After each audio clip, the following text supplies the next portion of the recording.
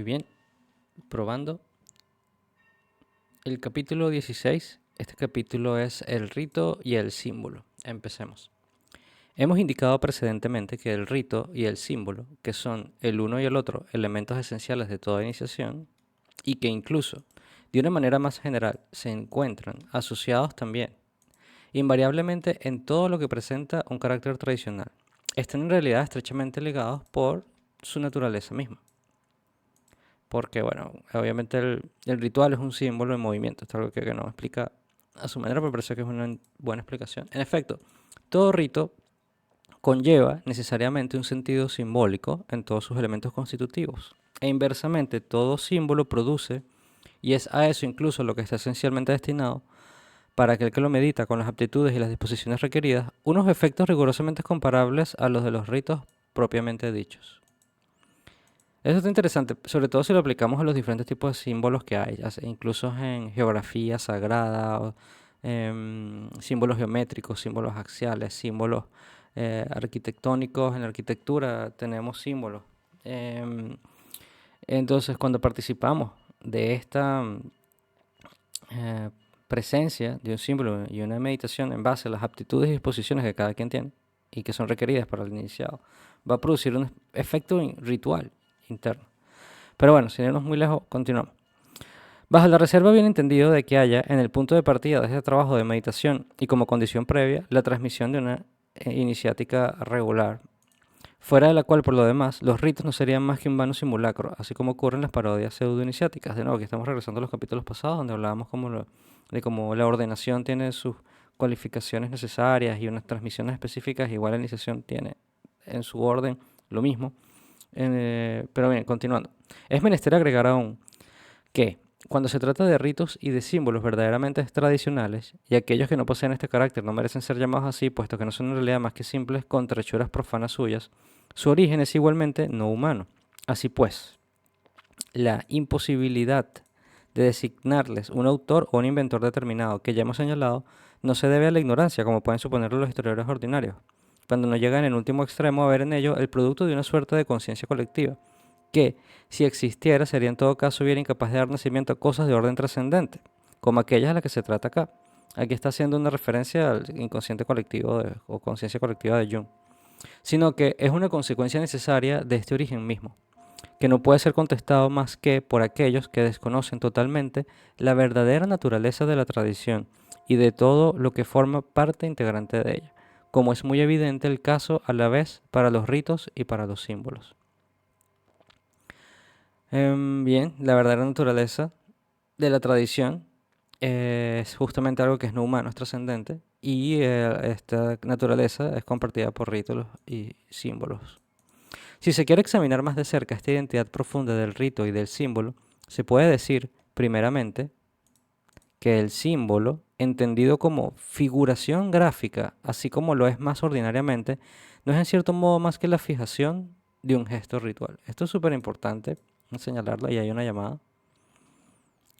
Estas consideraciones se relacionan directamente con lo que hemos llamado la teoría del gesto, a la cual hemos hecho alusión en diversas ocasiones. Bien, entonces podemos decir que el símbolo es una fijación de un gesto o ritual, y un ritual como una acción conforme al orden, que más adelante creo que es justo en este capítulo donde se menciona esa etimología tan interesante. Por lo demás, ocurre frecuentemente que el trazado mismo del símbolo debe efectuarse regularmente en condiciones que le confieren todos los caracteres de un rito propiamente dicho. De esto se tiene un ejemplo muy claro en un dominio inferior, el de la magia, que a pesar de todo es una ciencia tradicional, con la confección de las figuras talismánicas. Y en el orden que nos concierne más inmediatamente, el trazado de los yantras. En la tradición hindú es también un ejemplo no menos explícito de eso. Segundo, a eso se puede asimilar en la antigua masonería el trazado del tablero de la logia, en inglés, tracing board, y también quizás por corrupción, el trestle board, el cual constituía efectivamente un verdadero yantra. Los ritos en relación con la construcción de monumentos con destino tradicional podrían citarse también aquí como ejemplo, en la construcción de monumentos, puesto que esos monumentos tenían necesariamente en sí mismos un carácter simbólico.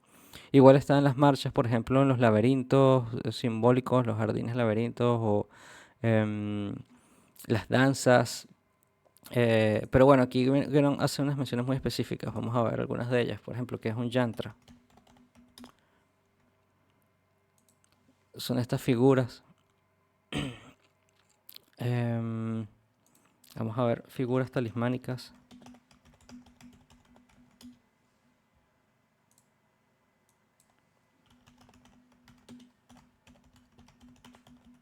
Talismánicas. ¿Qué me pasa? Tengo un talismánicas.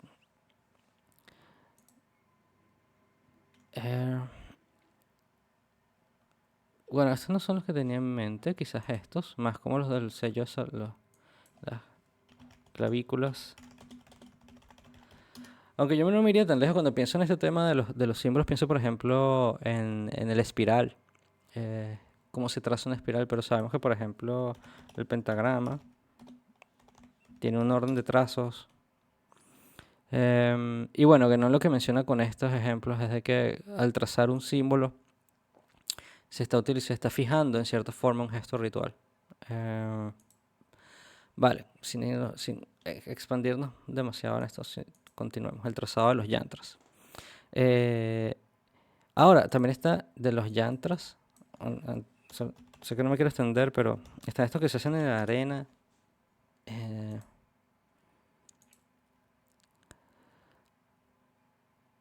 Dispositivo, artificio, mecanismo.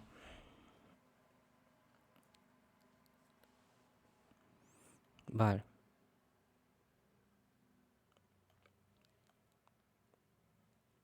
Están los mandalas.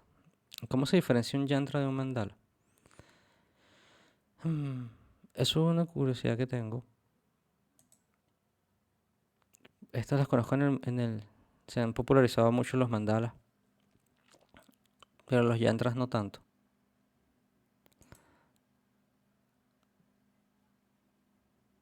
Quizás porque el yantra es más mental y se visualiza.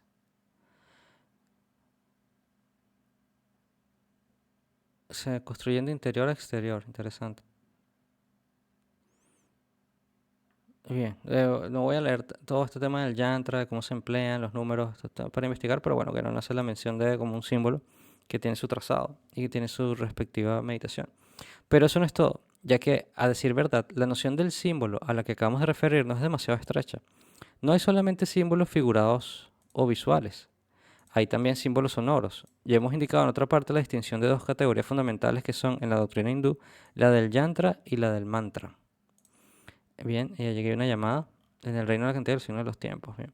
Precisábamos entonces incluso que su predominancia respectiva caracterizaba a dos tipos de ritos que en el origen se atribuyen para los símbolos visuales a las tradiciones de los pueblos sedentarios y los símbolos sonoros a la de los pueblos nómadas.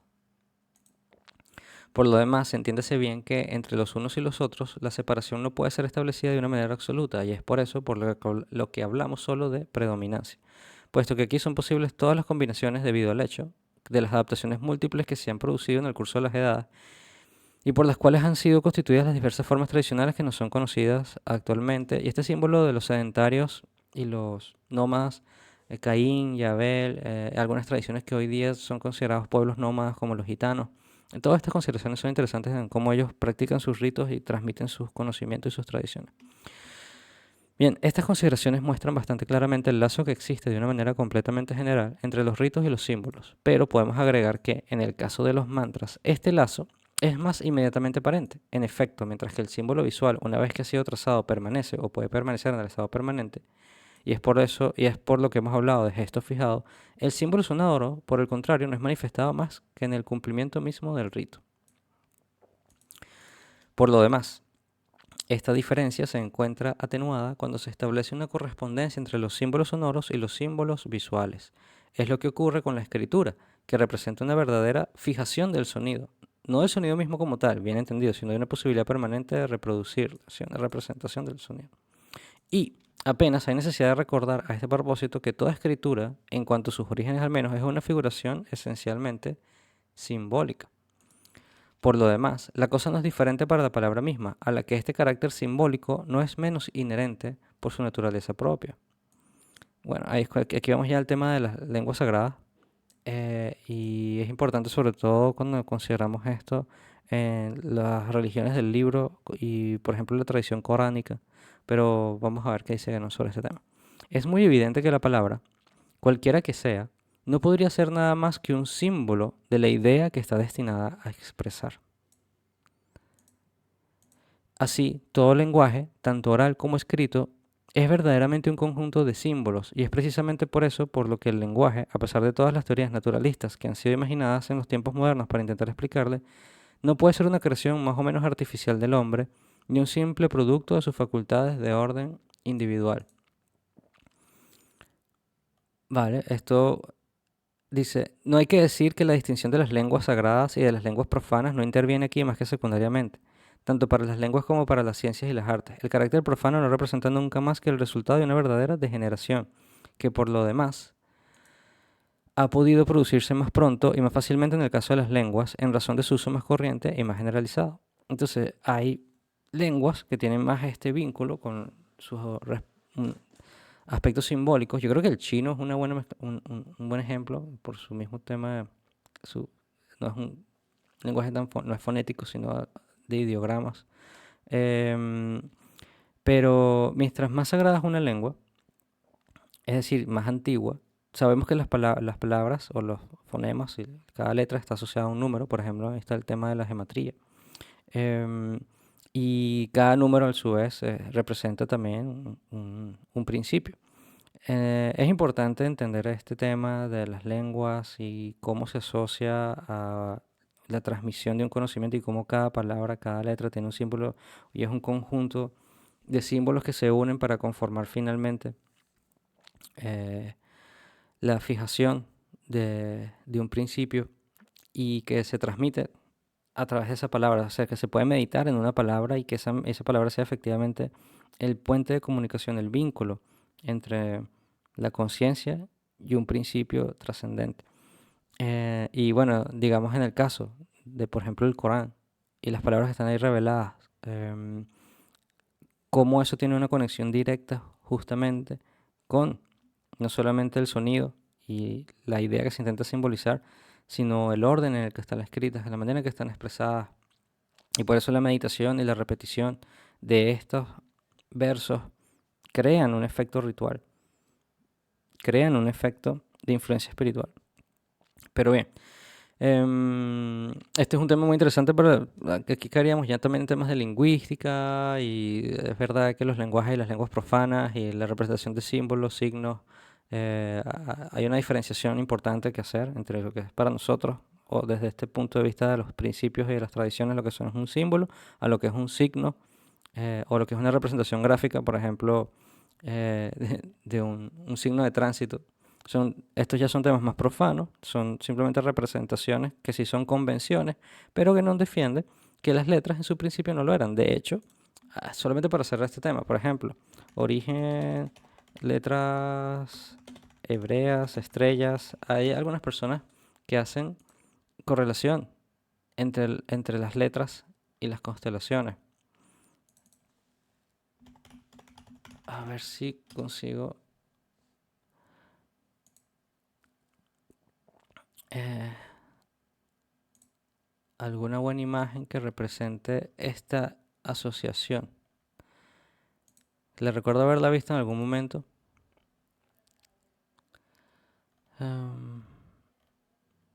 Aquí pareciera haber algo de cómo la escritura se asociaba a ciertas constelaciones. Esto es para un estudio adicional, con una curiosidad interesante. Yo intentaría de momento no irme demasiado en este tema. Pero en el retorno del Enoch, uno de los libros de Fermín Magliamesti hablan de este tema y me pareció interesante que lo haya puesto en consideración. Y sí, bueno, el tema de las runas y cómo todos estos sistemas antiguos de escritura tenían una asociación con las estrellas, pero también con algún principio con el cual intentaban comunicar. Por ejemplo, una letra como Shin, que es similar en árabe y en hebreo y representa justamente el fuego. Este es Shin árabe y este es el Shin hebreo. Muy similar, es un símbolo asociado a un fonema. Pero bueno, no nos vamos a extender en este tema. Vamos Eso es una consideración para otro momento, sigamos. Hay también, para los símbolos visuales mismos, un caso bastante comparable al de los símbolos sonoros, bajo la relación que acabamos de indicar. Este es el caso de los símbolos que no son trazados de manera permanente, sino que se emplean solo como signos de los ritos iniciáticos. Concretamente los signos de reconocimiento de los que hemos hablado precedentemente, sí, ya se ha hablado de esto. Las palabras de uso similar entran naturalmente en la categoría de los símbolos sonoros. E incluso religiosos, el signo de la cruz es un ejemplo típico de ello y conocido por todos. Sin una llamada. Por lo demás, este signo era también un verdadero signo de reconocimiento para los cristianos de los primeros tiempos. Aquí el símbolo no forma realmente más que uno con el gesto ritual mismo. 7, llamada larga. Un caso en cierto modo intermediario es el de las figuras simbólicas que, trazadas al comienzo de un rito o en su preparación, son borradas inmediatamente después de su cumplimiento. Igualmente es así para muchos yantras, y era también así antaño para el tablero de la logia de la masonería. Esta práctica no representa solo una preocupación tomada contra la curiosidad profana, explicación siempre demasiado simplista y superficial, y es menester ver en ella, sobre todo, una consecuencia del lazo mismo que une íntimamente el símbolo y el rito, de tal suerte que el símbolo no tendría ninguna razón de subsistir visible fuera del rito, y esta tablero de la logia, al cual menciona Arganón, se dice que los masones, por ejemplo, cuando se reunían de forma salvaje, entre comillas, en cuevas o algún lugar improvisado, para iniciar los rituales, primero hacían un tablero similar a este. Hoy día ya es una práctica que hasta donde yo sé no se practica de forma habitual, pero los tableros de logia era trazar ciertos símbolos como estos. Cuadro de logia, tablero de logia. Y bueno, como pueden ver, toda esta información está libremente accesible en internet de cómo es un tablero de logia, como claro, no sale la información de cómo se traza ritualmente. Pero esto es lo que se refiere a que no, nada, a punta de curiosidad y de cultura general. Continuemos. Este caso es el de los símbolos que no son trazados de manera permanente, ya se habló, y aquí habla del cuadro de logia y cómo este tema transitorio del símbolo corresponde o contribuye o hace, es un elemento que podemos considerar de forma adicional para apoyar la teoría o la posición de que un símbolo, al ser transitorio, es también un ritual, porque se repite de forma, del mismo orden, de la misma manera, con reglas. Por lo demás, sería completamente inútil querer hacer de estos signos una tercera categoría de símbolos, distinta de aquellos de los que ya hemos hablado hasta aquí, sonoros y gráficos. Probablemente algunos psicólogos lo considerarían así, lo designarían como símbolos motores o por cualquier otra expresión de este género, pero puesto que se hace evidentemente para percibidos por la vista, entran por eso mismo en la categoría de los símbolos visuales y son estas, en razón de su instantaneidad, si se puede decir, los que representan la mayor similitud con la categoría complementaria, la de los símbolos sonoros. Por lo demás, el símbolo gráfico mismo es, lo repetimos, un gesto o un movimiento fijado. El movimiento mismo o el conjunto más o menos completo de movimientos que es menester hacer para trazarle, y por lo mismo psicólogos, en su lenguaje especial, llamarían sin duda un esquema motor. Qué raro que no pensando que un psicólogo lo va a leer y va a darle alguna especie de, sí, va a registrar una nueva palabra. 8, una llamada 8. Eso se ve muy claramente en un caso como el del signo de reconocimiento, que en los Pitágoras consistía en trazar el pentagrama en un solo trazo. No se recordaba que los Pitágoras tenían el trazo del pentagrama en un solo trazo como signo de reconocimiento. Acuñar una palabra, era la palabra que estaba buscando. En cuanto a, sí, no creo que los psicólogos estén ahorita trabajando en este tema, símbolos motores. En la psicología el concepto de símbolo es distinto. Lo pudiéramos buscar, pero siento que nos va a desviar. Y en lo que respecta a los símbolos sonoros, puede decir también que el movimiento de los órganos vocales necesario para su producción, ya sea que se trate, por lo demás, de la emisión de la palabra ordinaria de los símbolos musicales, constituye en suma un gesto, del mismo orden que todos los demás tipos de movimientos corporales, así de los que, por lo demás, no es posible aislarle nunca enteramente. 9. Señalaremos en lo que concierne a las relaciones del lenguaje con el gesto entendido en su sentido más ordinario restringido y los trabajos del reverendo Marcel Jus, que, aunque tiene un punto de partida forzosamente muy diferente del nuestro, no son por ello menos dignos de interés desde nuestro punto de vista, puesto que toca la cuestión de algunos modos de expresión tradicionales ligados generalmente a la constitución y al uso de las lenguas sagradas, y casi enteramente perdidos o olvidados el de las lenguas profanas, que están en suma reducidas a las formas de lenguaje más estrechamente limitadas de todas. Bien. Continuemos. Así es la noción del gesto tomada en su acepción más extensa y que por lo demás es más conforme a lo que implica verdaderamente la palabra que la acepción más restringida que se le da en su uso corriente. Reduce todos estos casos diferentes a la unidad de suerte que se puede decir que es ahí donde tiene el fondo su principio común y en el orden metafísico. Este hecho tiene una significación profunda que no podemos pensar desarrollar aquí a fin de no apartarnos demasiado del tema principal de nuestro estudio.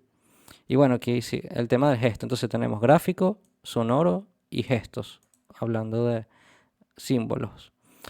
Se debe poder comprender ahora sin esfuerzo el hecho de que todo rito esté constituido literalmente por un conjunto de símbolos. Estos, en efecto, no comprenden solo los objetos empleados o las figuras representadas, como se podría estar tentado de pensarlo cuando uno se queda en la noción más superficial, sino también los gestos efectuados y las palabras pronunciadas, puesto que en realidad, según lo que acabamos de decir, estas no son más que un caso particular de aquellos. En una palabra, todos los elementos del rito sin excepción. Y estos elementos tienen así valor de símbolos por su naturaleza misma, y no en virtud de una significación sobreagregada que les vendría de las circunstancias exteriores y que no les sería verdaderamente inherente. Eso está interesante. Es decir, no es que algo es simbólico por la atribución subjetiva que le damos, que es un concepto muy psicológico hoy día, sino por la misma naturaleza de, de nuevo, vamos a ir de nuevo al chin, la letra.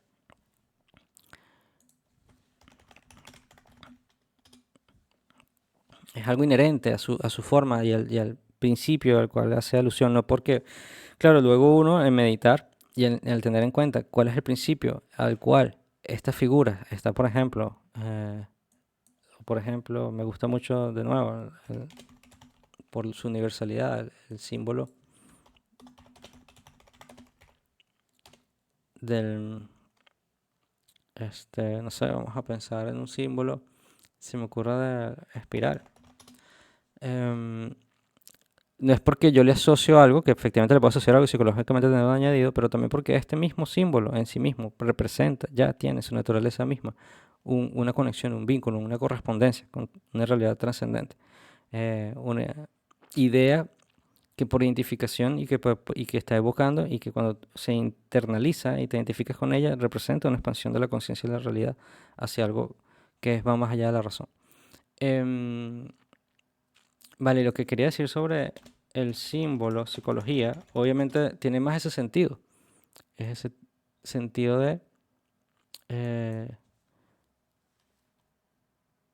qué significa símbolo en psicología.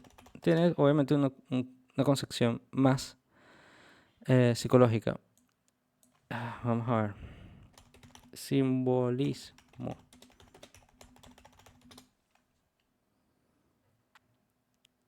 Entonces, en el simbolismo es una representación de una idea, un conflicto, un deseo inconsciente, imagínate. La psicología considera el simbolismo como algo que viene del individuo. Es una representación caracterizada por el principio de la constancia de la relación entre el símbolo y lo simbolizado inconsciente, comprobándose dicha constancia no solamente en el mismo individuo y de un individuo a otro, sino también en los más diversos terrenos.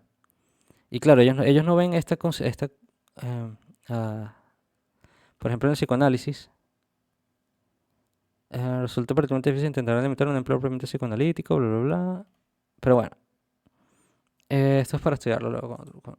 Simplemente no es de extrañar que tengan una concepción muy distinta a la que se toma cuando nos posicionamos desde el punto de vista de los principios. Se podría decir también que los ritos son símbolos puestos en acción, y esto es muy importante subrayarlo, y que todo gesto ritual es un símbolo actuado, para entender un poco mejor el concepto de cuando vemos un ritual, qué es lo que estamos viendo. 10. Notaremos particularmente desde este punto de vista el papel jugado en los ritos por los gestos que la tradición hindú llama mudras y que constituyen un verdadero lenguaje de movimiento y de actitudes. Los toques, de inglés, grips, empleados como medios de reconocimiento en las organizaciones iniciáticas, tanto en el occidente como en el oriente, no son otra cosa en realidad que un caso particular de los mudras. Y sí, los mudras son estas posiciones de las manos que están muy popularizadas y que todos conocen.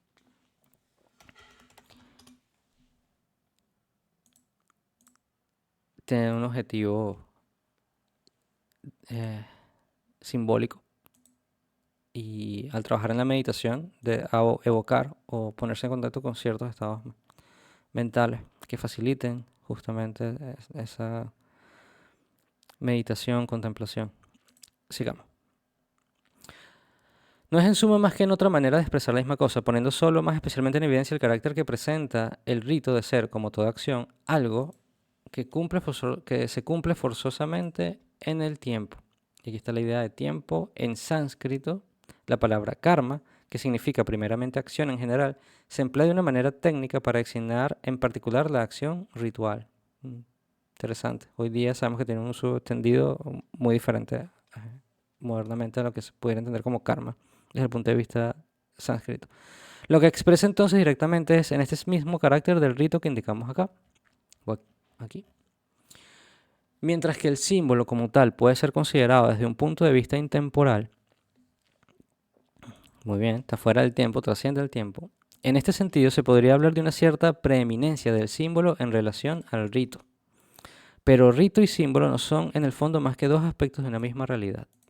Y esta no es otra, en definitiva, que la correspondencia que liga entre ellos todos los grados de la existencia universal, de tal suerte que por ella nuestro estado humano puede ser puesto en comunicación con los estados superiores del ser. Muy bien, el próximo capítulo, continuando un poco esta línea, es sobre mitos, misterios y símbolos. Espero que me acompañen y podamos leerlo juntos.